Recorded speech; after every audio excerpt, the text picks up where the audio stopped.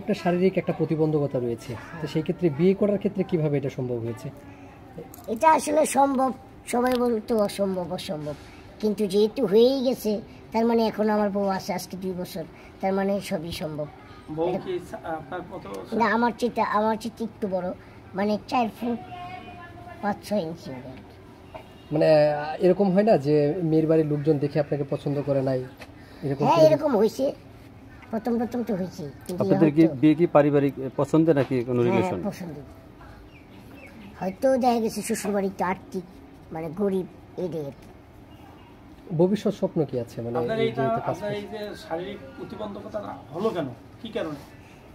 এইটা আল্লাহ প্রদত্ত, এটার কোনো কারণ নেই। এটা কারণ একটাই, এটার কোনো মানে আছে না রোগ বা একটা অসুস্থ, এরকম কিছু নেই, কোনো রোগ নেই। ভবিষ্যৎ পরিকল্পনা কি অভিনয় নিয়ে? আসি যেমনি চলতেছে এমনি যেতেছি, যদি ভবিষ্যৎ ভাগ্যে যদি ঘুরে যায় তাহলে একটা কিছু হয়ে যাবো, এটাই আর কি। আচ্ছা, এটাই চিন্তা করে রাখছি। আর কয়টা সিনেমা করা হয়েছে? সিনেমা করছি 3টা না 4টা। নামগুলো কি? ভালোবাসার গল্প, অস্তিত্ব, আমি তোমার হতে চাই। ডাক নাম কি আর প্রকৃত নাম কি? মানে আপনার ডাক নাম কি?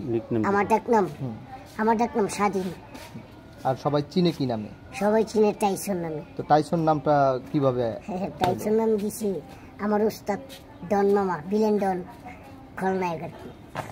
কেন টাইসন নামটা দিল? টাইসন নামটা দেওয়ার পেছনে কারণটা কি? আসলে আমি ওনার কাছে যাওয়ার পরে শুনছি যে অনেক বড় বড় পিক আর্টিস্ট তাদের ডাক নাম থাকে একটা, চলচ্চিত্রেতে নাম থাকে আরেকটা।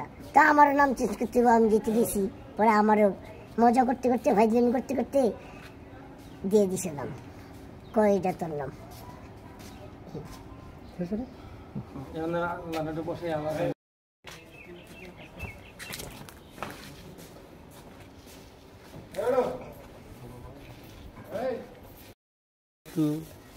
ভাই এটা ফ্রিতে ছিল ভালো তো না ভাই, ট্রেনার কি শর্ট ট্রেনার গল্প শেষ ব্যবসা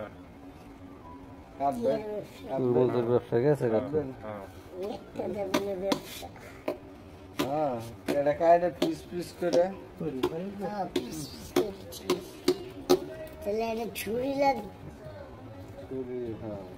বুঝি না মুড়ি দিয়ে একটা দাম বডি দেখে একটা পিস করে ডিশের মধ্যে দিয়ে দাও নাকি?